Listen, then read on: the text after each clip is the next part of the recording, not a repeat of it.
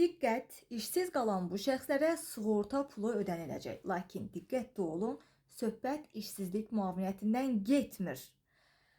Gündəm xəbərin efirində 12 fevral tarixində və bir məlumatı, daha doğrusu bir açıqlamanı diqqətinizə çatdırırıq. Belə ki, işsiz vətəndaşlardan işsizlik sığortası ala bilməməsi cəmiyyətdə suallar doğurur. Bir çox hallarda işsizlik sığortası ilə məhz işsizlik müaviniyyəti də qarışdırılır və bu anlayışlar qarışdırıldığı üçün nəticədə sistemin əhatə idarəsi ilə bağlı da yanlış bir gözləntilər formalaşır.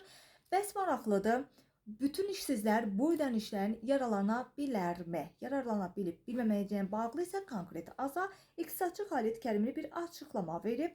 Açıqlamada iqtisadçı bildirir ki, işsizlikdən sığorta sistemi bütün işsizləri əhatə eləmək üçün deyil.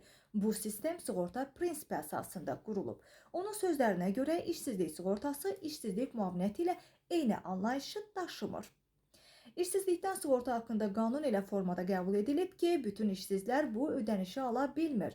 Onun mahiyyəti ondan ibarətdir ki, şəxs işlədiyi müddətdə işsizlikdən sığorta fonduna ödəniş eləsin və bu halda işsiz qalanda həmin sığortanı ala bilər. Bu işsizlik müaviniyyəti deyil, işsizlik sığortası işləyən şəxslərin işsiz qalması zamanı onlara ödənilən resurslardır.